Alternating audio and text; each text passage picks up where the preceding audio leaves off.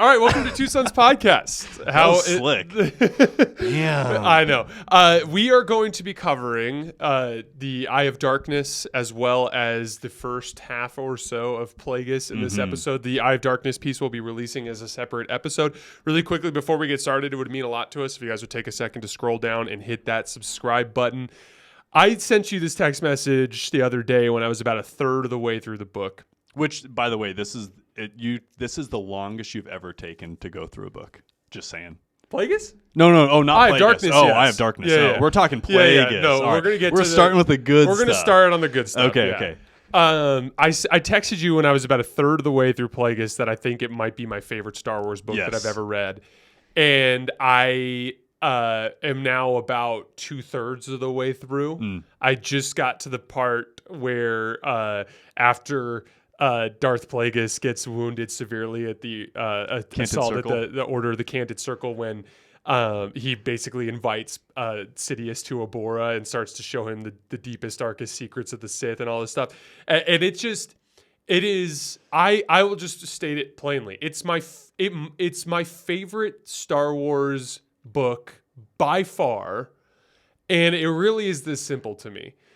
I think that the Sith Grand Plan is one of the coolest like cinematic executions, reveals or whatever you want to call it, whatever the word is that I can think of.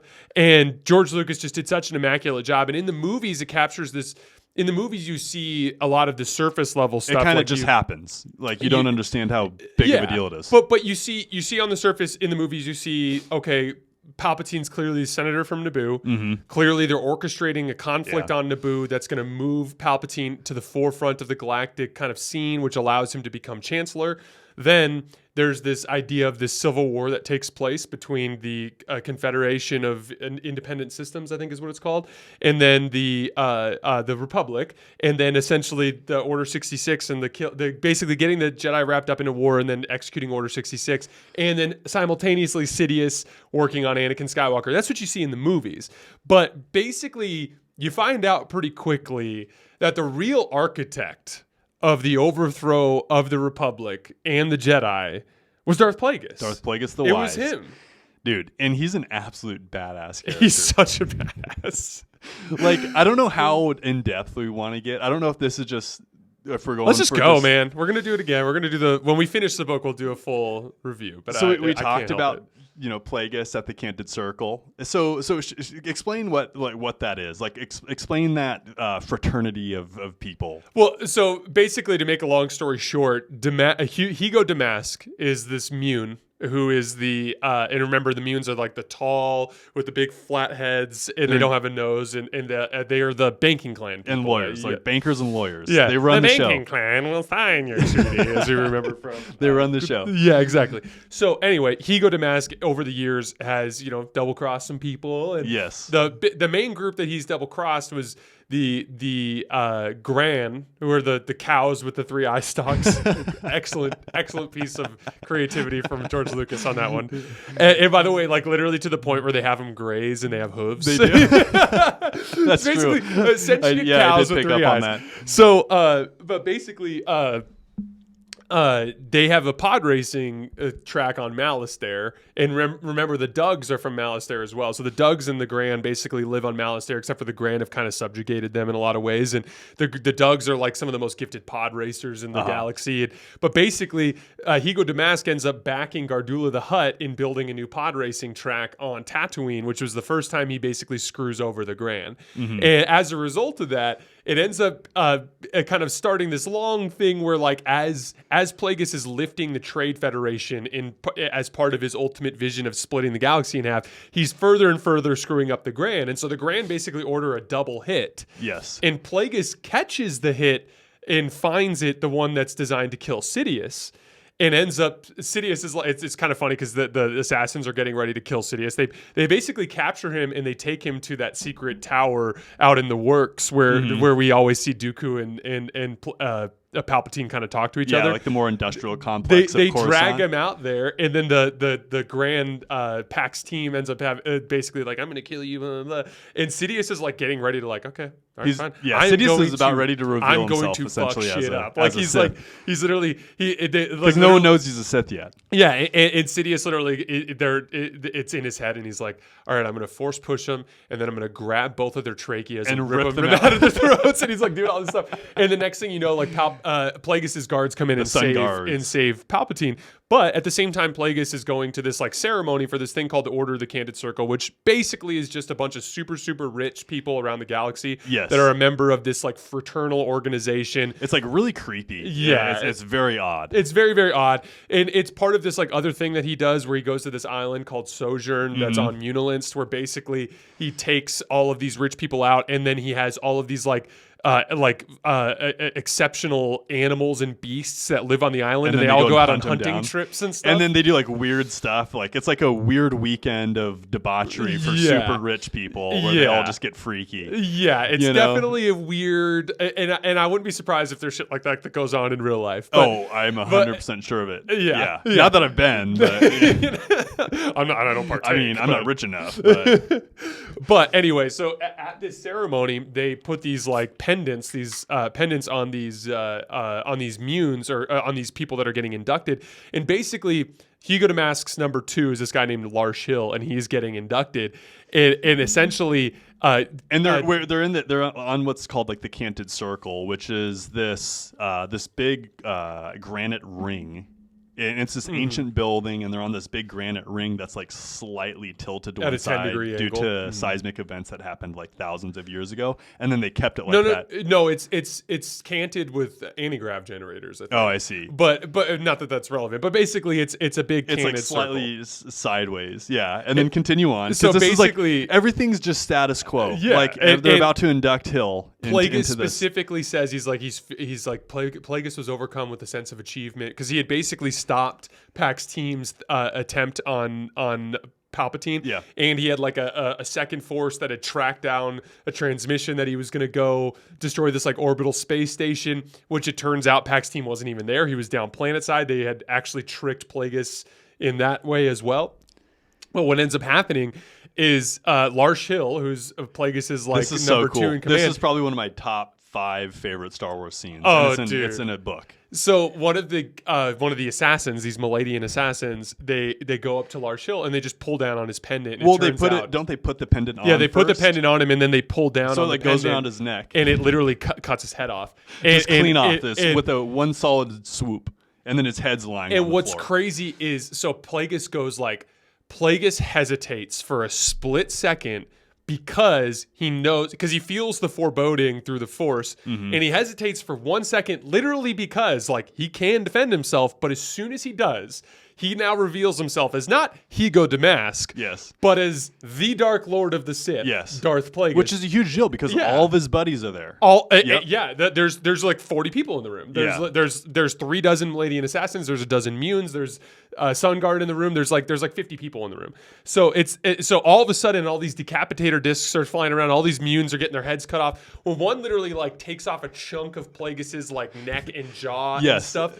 And so he falls to the ground, and he presses the Force up against it to prevent him from losing consciousness, and he plays dead for a second. So he's bleeding out from his neck. Yes. And half of it, he like subtly realizes, because he's kind of in shock, that part of his jaw is missing. Like that's how quickly this happens. Yes. And then he uses the Force to cup his hemorrhaging blood. Yes. And so he's laying on the ground, and the assassins thing. Go around, and they just start methodically executing the rest of the Munes. And then literally Darth Plagueis stands up and just starts fucking shit And up. what's really cool too is how many hearts does he have? 3? There's 3 hearts. Yeah. One of them is in atrial fibrillation. Yeah. Or it's ventricle fibrillation. Yeah. And he's if that would have been a human, you would have been dead. Dead. So dead. And then he just deals with that one. The other one, he can start to feel that it's about to start to fibrillate, and then he makes it stop using the Force. Well, because what ended up happening is he tries to use Sith lightning, and when he does, his heart fails, and and he falls to the ground again. But so then he's on one heart. Yeah, so then he's on one heart, and he gets back up. At one point, there are all these different things. First of all, he's apparently like breaking necks and like Cashing shattering skulls and everything just with his hands. Like he's hand to hand Yes. messing dudes up. He at one point lets out a screech, which is a supersonic weapon that causes all the Maladians to like grab their eardrums. That one took me out a little bit. I just envisioned him just like yelling. Honestly, I thought it was kind of cool because you can really imagine because you can just imagine like it just being almost like an exertion of just like sheer passion and rage. Like And that this sound in this killed weapon. people that were within a 10-meter circle. It caused them all Or a to 10-foot like it circle. shattered their eardrums and like caused them to grab their ears. At one point, he unleashes a force wave that, according to the book, straight up atomizes, like vaporizes 12 assassins. Like he just it spreads it across the room. It's the coolest stuff. Oh, it dude. is peak Star Wars. Yeah. So and here's the deal. It didn't involve 50,000 Star Destroyers with giant guns underneath them. No. It involved one Sith Lord doing Sith things, and it was badass. So one of the things that happens is so Palpatine, after he gets rescued, he has this guy who's like his number 2 is this guy named Sate Pestage, who's basically, I just think of him as like just like the black market expert, basically, because he's essentially the guy that is just 100% like capable of doing all the dirty shit that they need him to do, because he was the one who was in charge of this assassination they do earlier in the book. But Sate Pestage goes and finds Palpatine, and he's like, I just heard that there's a hit that got paid for by Maladian assassins. Like, I'm just I'm so glad to see that you're okay. And Palpatine's like, I did just get a hit, but it wasn't Maladians. Like something else is going on. Yeah. And then they basically find out like, okay, Plagueis is in trouble. So they go to the Order of the Candid Circle, and Plagueis is like about ready to launch his final counterattack, and then Sidious and everyone comes in and they just finish everybody off. Destroy things. And like what's so cool about it is after they go up to Plagueis, like it's just absolute carnage, right? Like 12 bodies have been vaporized. There's like a bunch of dudes with like broken skulls and necks and stuff. There's like all this damage that's been done, and like Palpatine literally goes like, oh, that's right. While Sate Pestage is talking to Palpatine opens himself up to the Force. And the phrase they use is they go, he could feel the dark side of the Force unspooling, is what he says. Because Plagueis is literally just unleashing the full power of the dark side in this room, right? And so he goes, when he's in the room there rescuing Plagueis, he's like, Master, the Jedi had to have felt that. They will be here. And Plagueis, by the way, and there are a dozen epic one-liners from Plagueis in this, and Sidious in this book.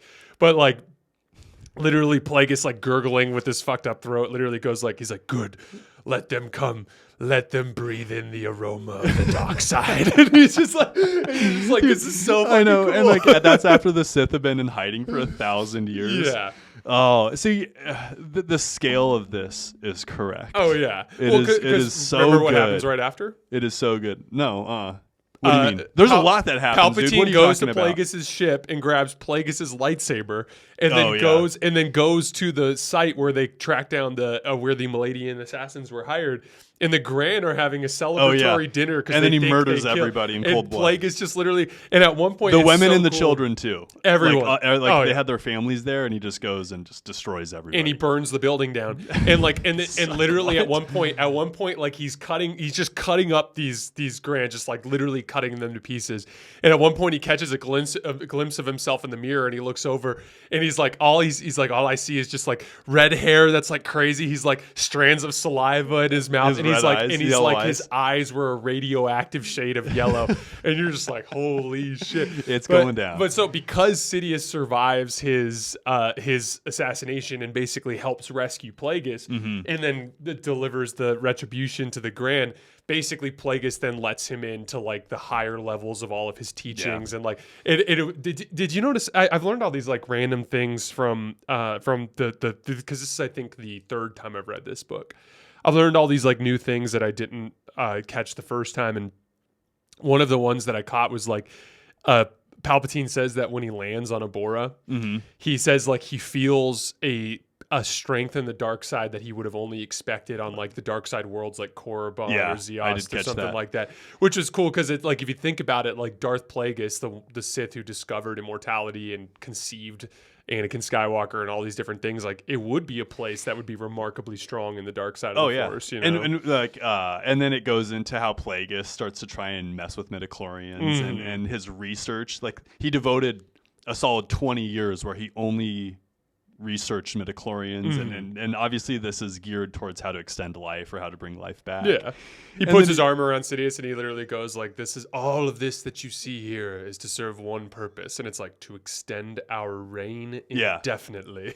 and what's cool is Plagueis wants Sidious on board for this. Oh yeah, right. There's definitely this fatherly relationship that Plagueis has with Sidious that Sidious, of course, starts to maybe not feel as much. And then he starts to get his own little ideas. But Plagueis and Sidious, if Sidious would have allowed Plagueis to live, would have been an absolute powerhouse. Yeah, and I won't spoil it for you. You haven't finished it yet, have you? I'm super close, and I've gone through it once already. Okay, so you remember there's an epic. But the level of speech detail that I'm allowed, like that I'm able to pick up when I'm doing the audiobooks is incredible compared to when I've read it. Yeah, the audiobooks are they just provide such an incredible overall like Star Wars experience. Even the like slight inflections that are made, and the stress that's put on certain words versus not. It changes the interpretation. Incredible. It changes the interpretation greatly. And there's so many more things that I'm picking up on that I realize like, oh, that was a huge part of the book. Just because they like start to pick up the music during really exciting parts, and just the audiobooks are incredible. I'm learning so much from like just Star Wars lore, man. This is like the depths of Star Wars lore. It's on a level that Bane is. Oh yeah, it goes into such intricate detail of the grand plan because like essentially one of the things that you find out from this book is that Darth Plagueis' master, Darth Tenebris, had a very, very different approach to the Sith Grand Plan. He basically wanted the galaxy to turn away from the Jedi through a slow rot, essentially.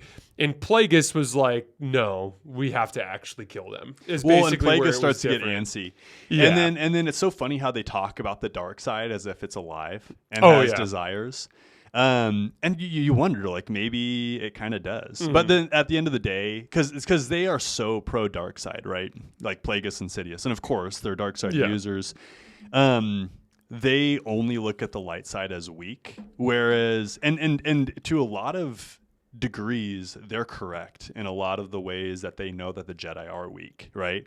But that's what makes the Sith so interesting is they actually think they're right. They're not like which they're not Marchion Ro. They very much have a reason why they theory. Yes that they're living by, right? And that's what's so interesting is like at the end of the day, if Star Wars is Star Wars, like the Force will always balance itself. Yeah.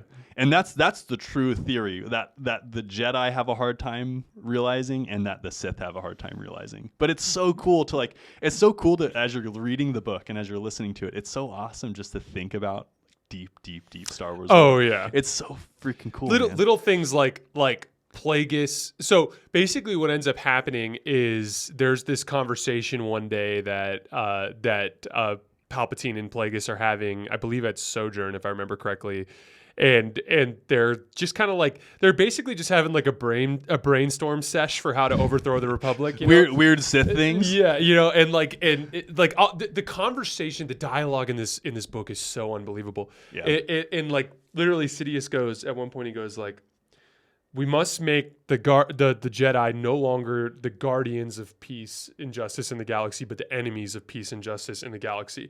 And then like Plagueis is like, follow that thought. And like they kind of like explore that. And so then Plagueis starts to come up with this idea. And like you basically start to understand the way they intricately break down how Plagueis essentially orchestrated the Clone War. Right. And essentially what it came down to was, he was like, we need to make the core worlds thrive while the outer areas of the galaxy struggle.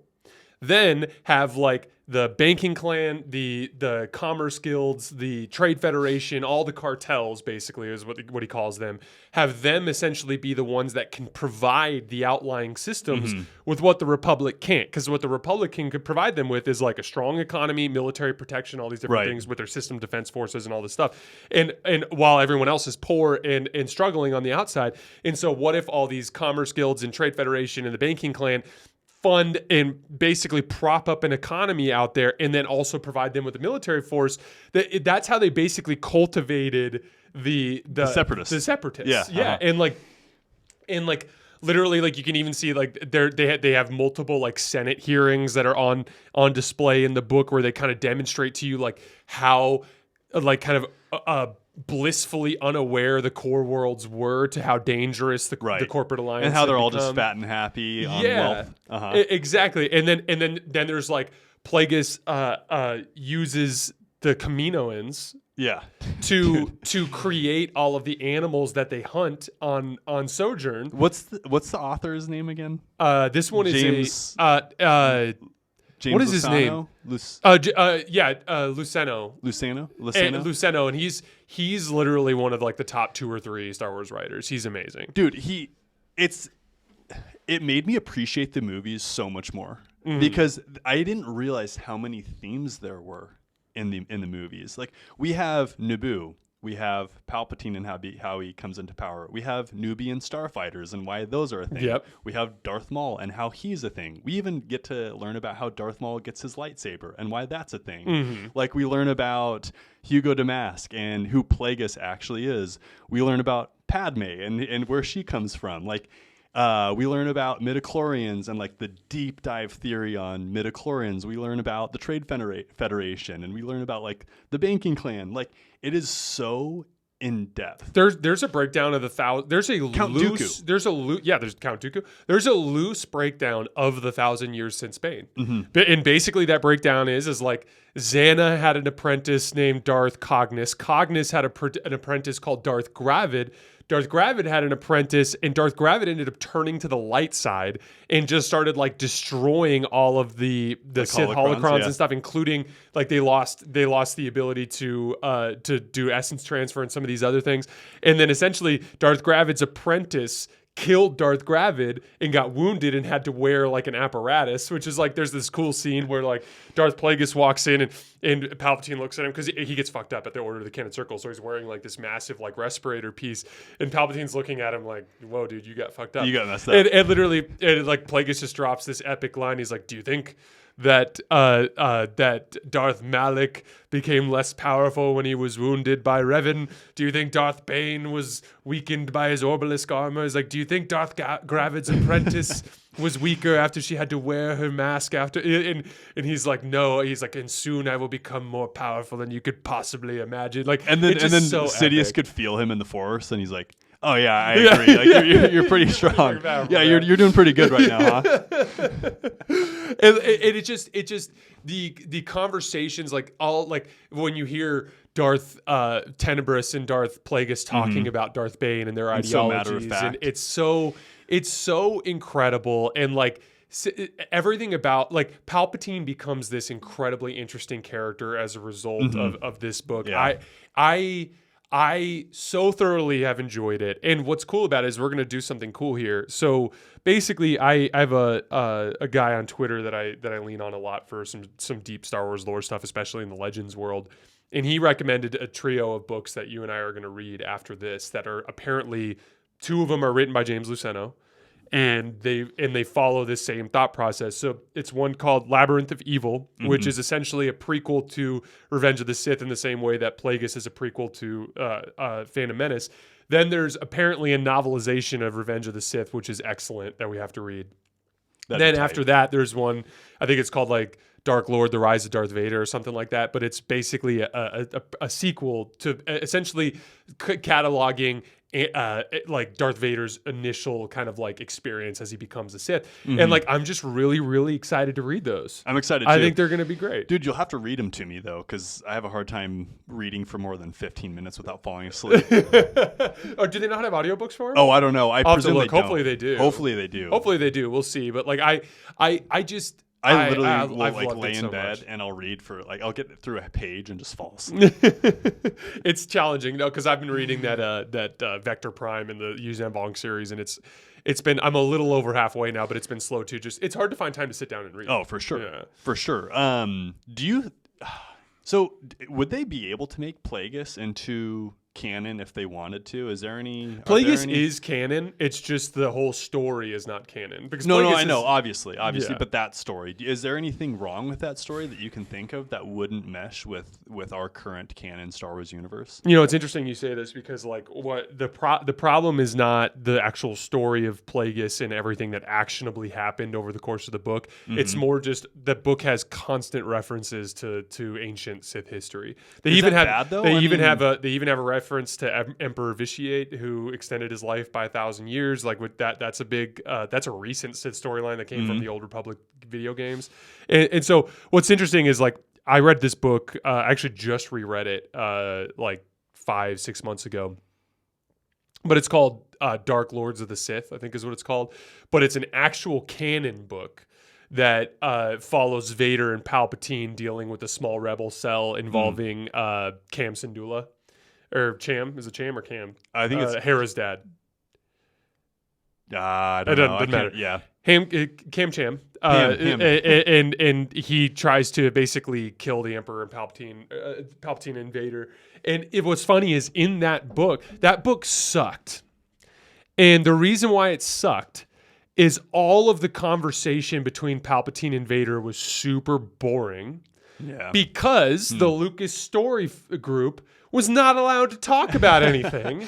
Because they're deliberately leaving all of the prehistory vague, other than this High Republic stretch, because they don't know what they want to do with it yet. So the downsides of there being too much detail. Yeah. Because what's great, I get what you know what I'm excited about.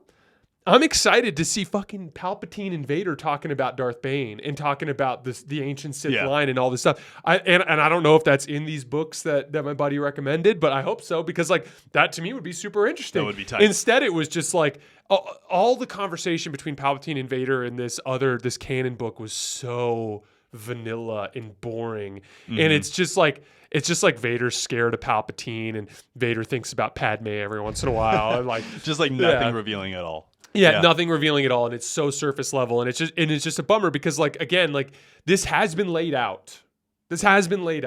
You can go through and make movies of it. Like, in my opinion, a Plagueis movie would be fantastic, or something involving that storyline would be fantastic. It'll never happen, but it'd be fantastic. You could recast Palpatine as a younger, because the entire first half of the book, like Palpatine becomes a senator.